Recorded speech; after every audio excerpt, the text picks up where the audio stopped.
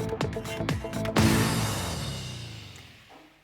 very warm welcome. You're watching News 18 Global. I'm Akanksha Swaroop. Let's dig in with the latest coming in from the Iowa caucuses. Donald J. Trump has won the Iowa caucuses in a landslide. This on Monday night. Trump secured more than 50% of the vote, which is a record in these caucuses. And Governor Ron DeSantis of Florida secured a critical but distant second place finish at a little over fifth of the vote. This in a state he had invested his political future in quite heavily. Now, Nikki Haley, the former governor of South Carolina, came in a disappointing third place, just behind Mr. DeSantis, but below expectations. Now, here's what the numbers look like. Trump won 51% of the vote in Iowa, giving him the largest margin of victory in the history of the state's Republican caucuses. Ron DeSantis, the Florida governor, secured a distant second place finish with 21% of this vote, while Nikki Haley, the former South Carolina governor and UN ambassador, trailed in the third place with 19%. So the margin between Haley and, of course, DeSantis was not much. Haley polled a little under a fifth of the vote. Her final tally showed that the hype around her campaign could not survive the conservative electorate of Iowa. Trump even won Iowa's bastion of college-educated Republicans around Des Moines and Iowa City as well, where Haley was in fact expected to dominate, and also in the extremely red and rural parts of the state where DeSantis was said to be more popular among the evangelical Christians. Let's now talk about Vivek Ramaswamy. The wealthy entrepreneur finished fourth and later suspended his campaign, throwing his support behind Donald Trump. Trump's overwhelming victory has once again demonstrated his enduring command of the Republican Party. Both DeSantis and Haley put together could not match up to Donald Trump's overall tally, as he polled more than 1 in 2 Iowan Republicans. But for DeSantis and Haley, their close finish gave both a rationale for continuing their campaigns, which is only likely to help Donald Trump. The contest now turns to New Hampshire, a more moderate state both in temperature and temperament. Polls there show Haley leading Donald Trump, but a lot can change in a matter of a week. After so many months of attacks between her and DeSantis, the old political trope held true, which is in 2024, there are 3 tickets out of Iowa: Trump, DeSantis and Haley, although Trump has ridden away on a bullet train. Let me also bring you the reactions. What did Donald Trump and his supporters have to say? Let's listen in.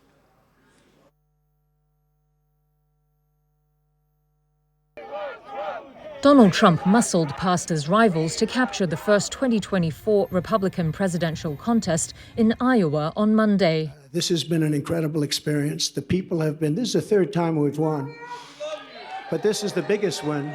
The former U.S. president won the state's caucus by a record-setting margin over his closest opponent, Florida Governor Ron DeSantis. And I'm the guy that can do that. DeSantis edged past former UN Ambassador Nikki Haley after a tight race for second. Both were aiming for a strong second-place finish to show voters and donors that their challenges to Trump remain viable. With 95% of votes tallied, Trump had 51%, while DeSantis was at 21% and Haley 19%, according to pollster Edison Research. Meanwhile, entrepreneur Vivek Ramaswamy quit the race after a poor showing in Iowa and said he's endorsing Trump for president. The state's Republican voters had braved life-threatening snow and cold to back Trump, despite him facing 4 criminal cases that could go to trial before the November 5th general election. According to Edison Research, 2/3 of caucus goers think Trump would still be fit for president if convicted of a crime. Most also embraced Trump's falsehoods about voter fraud, with 2/3 saying they did not believe Biden legitimately won the 2020 election. I lived the high life in 2016 to 20, so I'd like that life back. Nice to meet you, Val. That's all. I don't think it took an oracle to know that we're just going through the motions and that President Trump is the nominee. The state was a political battleground between the GOP and the Democratic Party that supported Barack Obama in 2008 and 2012. But it's now seen as a reliably red state in presidential elections, with registered Republicans edging out Democrats. This has been an incredible experience. The people have been, this is the third time we've won, but this is the biggest win. This is They said, well, if you win by 12%, that's a big win. That's going to be very hard to do. Well, I think we more than doubled that, I guess, tripled it maybe. Oh, I think it's awesome. I mean, I knew he was going to win coming into it. We were just at another caucus. When he came into the room, everyone just burst into applause, and I just knew he was going to win. I think the deciding factor for the president is just how much of a dynamic leader he is. We saw what he did in his first term, and we want that back again. We saw the decline our country's in under President Biden, and we really want that enthusiastic support for the American people that President Trump brought when he was in the White House. Just getting people back to work, having the economy be stable, and also have people respect America again. Right now they don't, but they always respected Trump, and they will still respect him. All right, let's quickly go across to my guest today. I'm joined in by Corinne Clark, who's a Republican strategist, also a co-founder of, let me inform our viewers about the leading publication that you're also part of, that is freepressfail.com, which is also about addressing misinformation. Thank you, Corinne, for joining in. Now, how do you place into perspective Donald Trump's landslide victory, which many of them are calling a historical one as far as Iowa caucuses are concerned? It is absolutely a historic victory. As Trump mentioned in the clip that you just played, the previous margin of victory, the biggest one ever, was 12.9%, and Trump won the Iowa caucus by almost 30 by the last calculations I saw. That's a huge victory. What I think is most interesting is when you talk to people on the ground in Iowa, like you did in that clip, you hear people saying, this was inevitable. This was always going to happen. We knew this was going to happen, and they knew Trump was going to win because the support was so strong there. I think the only ones surprised by this victory work for the DeSantis campaign. All right. It's interesting that you mentioned that, because let's compare the second place over here. Of course, we know that DeSantis has emerged as a runner-up, but if you look at the victory margin between him and Nikki Haley, that's a pretty narrow margin. Does that still make him a clear second rival to Donald Trump? I don't think he is the clear second place anymore. And Nikki Haley said last night, and I know a lot of people made fun of her, and so did I. She said, I've made this a two-person race. And she came in third. So everyone's like, what do you mean? You're in third place. But what she was noting is that she is only one delegate behind Ron DeSantis. And she is up in New Hampshire above DeSantis. And she's up above DeSantis in South Carolina as well. And when it becomes a delegate race, the race actually looks like it's going to be narrowing down to Trump and Haley, not Trump and DeSantis. All right. In fact, Corinne, I'm going to request you to continue staying with us since we are discussing the second position right now. Important to take our viewers through all those reactions that have come in, not just of Ron DeSantis, but also that of Nikki Haley and Vivek Ramaswamy, who's now, remember, today suspended his presidential campaign, throwing all his support behind Donald Trump. Let's play out their reactions. They were writing our obituary months ago. They even called the election before people even got a chance to vote. But they were just so excited about the fact that they were predicting that we wouldn't be able to get our ticket punched here out of Iowa. But I can tell you, because of your support, in spite of all of that they threw at us, everyone against us, we've got our ticket punched out of Iowa. Our campaign is the last best hope of stopping the Trump-Biden nightmare. But it's more than that. Republicans have lost the popular vote in 7 of the last 8 presidential elections. That's nothing to be proud of. We should want to earn the support of a majority of Americans. But part of respect is that you respect your neighbor enough to tell him what you actually think. God is real. There are 2 genders. Fossil fuels are a requirement for human prosperity. Reverse racism is racism. An open border is not a border. Parents determine the education of their children. The nuclear family isn't a bad word. It's the greatest form of governance known to mankind. Capitalism is still the best system we have to lift us up from poverty. Not crony capitalism, but the real thing. There are 3 branches of government in the United States, not 4. And the U.S. Constitution is the strongest and greatest guarantor of freedom in human history. That is the truth. We fight for the truth. We stand up for the truth. That is what still gives hope to the free world. And if we can revive that dream over group identity and victimhood and grievance, then nobody in the world, not a nation, not a corporation, not a virus, not China, is going to defeat us. That is what American exceptionalism is all about. And that is what we will revive to save this great country. Thank you for coming out today, guys. God bless you and your families. And may God bless our United States of America. And may we have the right result for our country tonight. I'm asking for your vote in the Iowa caucus. Thank you all. Vivek Ramaswamy going out there in public to announce that he's suspending his presidential campaign. Corinne continues to stay with us. Corinne, if you were to sort of assess Ramaswamy's entire campaign so far, he was somebody who was following, or rather trying to follow, Donald Trump's footsteps.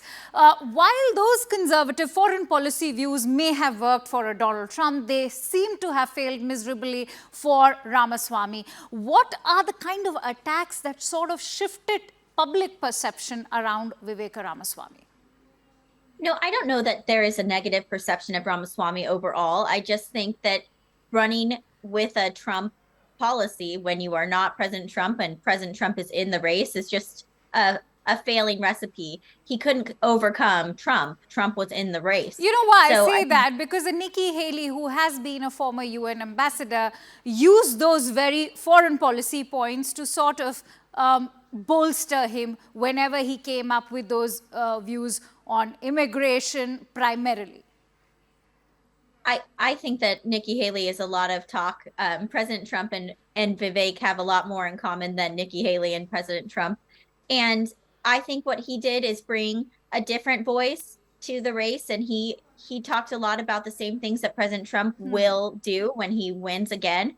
And I think that's good to have another voice, but he was never going to win when the real guy was in the race. And I think he has a future in the party if he wants one, but it just wasn't his year. How do you weigh in on his support now behind Donald Trump? What does it mean for his future within the party, as you just rightly mentioned? I think it's a great thing to see him get out of the race and endorse President Trump. He's the likely nominee, and especially after that powerhouse victory last night. And I think that he is trying to secure his place in the future of the party by recognizing that he is just not going to win this one. So I think we'll just have to see where he goes, but I think that his potential is great. All right, I'll come back to you for more to discuss as far as Nikki Haley is concerned and the future of this entire presidential race is concerned. But in the meanwhile, let's also play out some more important reactions that have come in from analysts and journalists from the Associated Press. Let's listen. There's not a thick plot line here to unearth. And I think in many ways, the effort to find one by focusing on the weather who might come out second belies the big headline, which is Trump has a lock on, all signs point towards Trump having a lock on the nomination, certainly winning in Iowa, but boy, he's got a heck of a hold on this party. He performed well among the constituencies that are well represented in Iowa, among folks who are living in rural communities and are more evangelical in their orientation. He just does remarkably well in those spaces. A big piece of it, to my mind, why he's been able to perform so well, particularly in the primaries, is that all of these indictments have just left little breathing room for opponents to articulate a clear case for why they ought to claim the nomination. And with every indictment and every court case brought forward, they feel this need to reaffirm and articulate Trump's talking points, which isn't going to give them the kind of leverage they need to push forward and lay claim to the nomination. And so you just don't see them. They're working in an environment that doesn't play to their benefit. And meanwhile, Trump is speaking out in a really full-throated way about why why would you go for an alternative to me when you can have the real. Donald Trump is campaigning the same way he has in every state where he does these large rallies. He also does these drop-in visits, sometimes unannounced, to diners and local businesses where he'll shake hands with people, maybe buy some food, give out hats, and just kind of, say hello to folks when he's not in these giant venues. New Hampshire has a tradition of town hall style meetings where voters expect to be able to ask questions of the candidates, and that's how these candidates have been campaigning there. Some of the candidates, not all of them, but some of them have been also running television ads, but they're very expensive there because you have to run your television ads from the Boston media market, which is a very expensive market.